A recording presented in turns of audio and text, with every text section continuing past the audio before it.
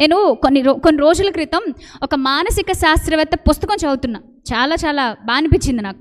ఆ మానసిక శాస్త్రవేత్త కొన్ని స్టోరీస్ని, అంటే ప్రపంచంలో జరిగినటువంటి తనకు ఎదురైన అనుభవాలన్నింటినీ ఒక మంచి పుస్తకంగా సమకూర్చి స్టోరీస్గా పెట్టాడు. 100 నీతి కథలు అనే ఉంటుంది దాని హెడ్డింగ్. దాంట్లో ఒక చిన్న స్టోరీ అంటే జరిగింది. రష్యా యుద్ధంలో ఎంతోమంది సైనికులు చనిపోయారు.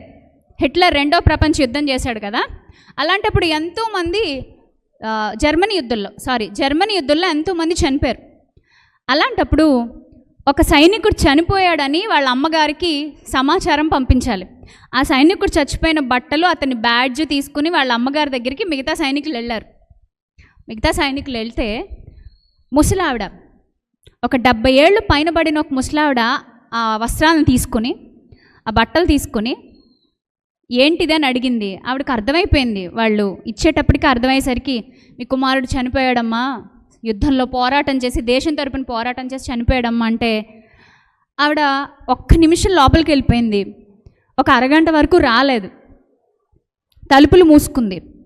వెక్కి ఏడవడం స్టార్ట్ చేసింది. ఆవిడ ఒక క్రైస్తవురాలు మోకరించి దేవుణ్ణి అడగడం స్టార్ట్ చేసింది. ఈ వేదన నుంచి నన్ను బయటపడేవా, అలా కావట్లేదు అని అడగడం స్టార్ట్ చేసింది. కొడుకు మరణాన్ని జీర్ణించుకోవడం అంత చిన్న సంగతి ఏం కాదు.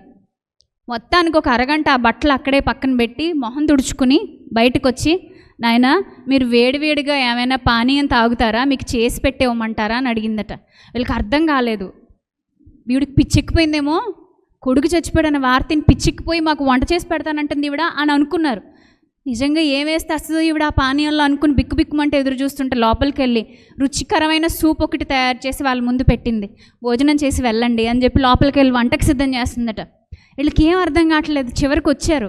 అమ్మ మీకు ఇంత ఆవేదన ఉంది కదా, ఈ ఆవేదనలో కూడా మీరు ఎలా చేస్తున్నారంటే ఆవిడ అంటుంది, చింతకు మంచి మందు కార్యనిర్వహణ.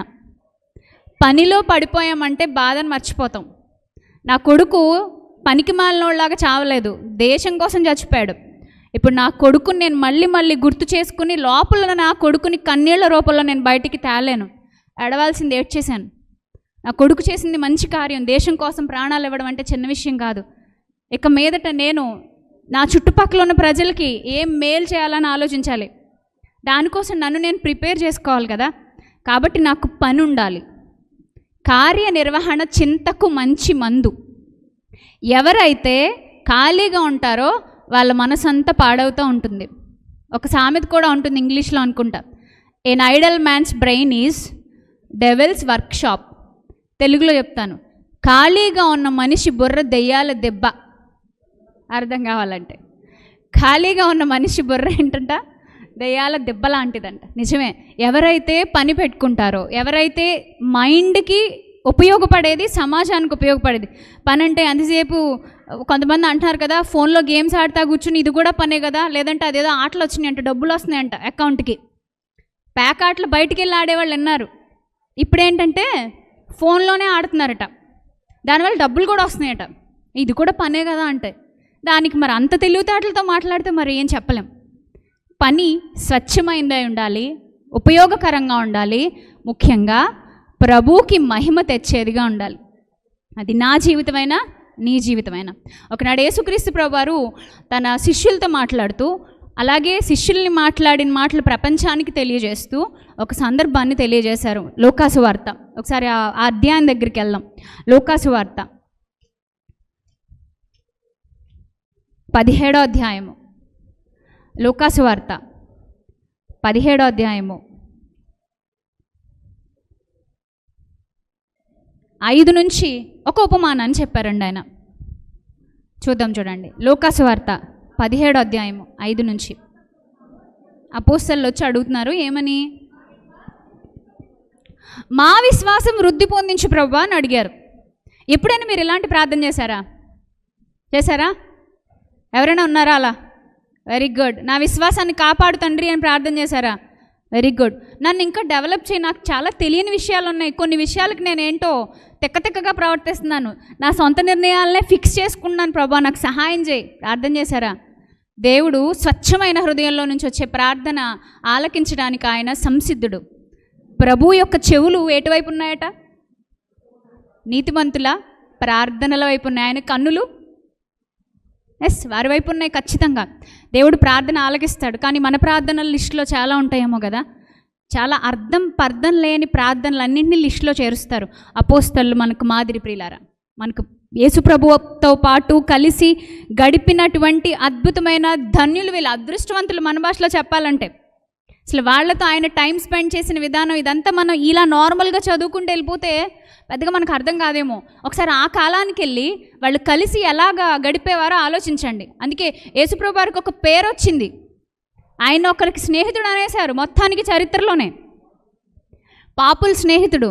ఒకసారి ఆ ట్యాగ్ చూడండి, ఏమన్నా బాగుందా? పాపుల స్నేహితుడు. గౌరవంగా ఉందా? మర్యాదగా ఉందా? పరువు ఉందా? ప్రతిష్ఠ ఉందా? లేదండి.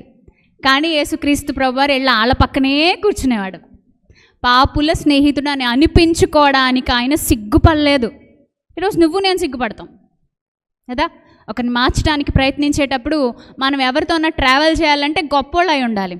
మనం ఎవరి పక్కనన్నా కూర్చోవాలంటే గొప్పోళ్ళు అయి ఉండాలి. మనం రోడ్డు మీద ఎవరితోన్నా మాట్లాడుతున్నామంటే వాళ్ళు గొప్పోళ్ళు అయి ఉండాలి. వాళ్ళకి మంచి సాక్ష్యం ఉండాలి.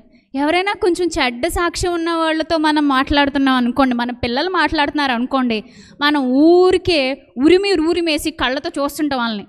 ఏంటి నీకు వాళ్ళతో పని? పద లోన్కెళ్ళు, నీకేం పని? వాళ్ళతో ఎందుకు మాట్లాడుతావు నువ్వు?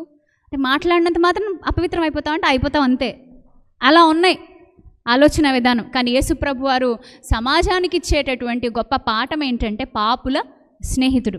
నేను ఈ మధ్యకాలంలో ఒక మూవీ గురించి విన్నాను, వీలైతే చూడండి. నేను మళ్ళీ చెప్తున్నా, వీలైతే ఆ సినిమా చూడండి.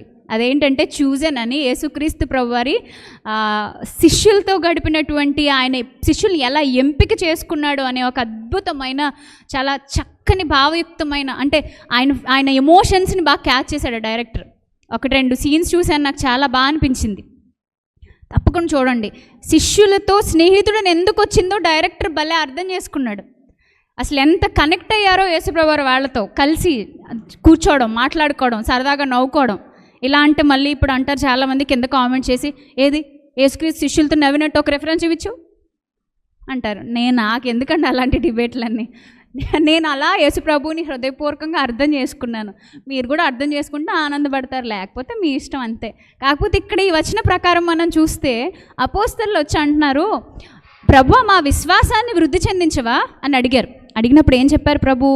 6 లూకా 17:6, మీకు ఆవగింజంత విశ్వాసము కలవారైతే ఈ కంబళి చెట్టును చూసి నీవు వేళ్లతో కూడా పెళ్ళగింపబడి సముద్రంలో నాటబడుమని చెప్పునప్పుడు అది మీకు లోబడును. చెప్పడం అంటే మంత్రాలు చెప్పడం అని కాదు. మంత్రాలకి చింతకాయలే రాలవు, కొండలు ఎలా పెళ్ళగించబడతాయి. ఓకే, ఇక్కడ చెప్పటం అంటే అర్థం ఖచ్చితంగా నువ్వు నీ ఎఫర్ట్ పెట్టాలని అర్థం అక్కడ.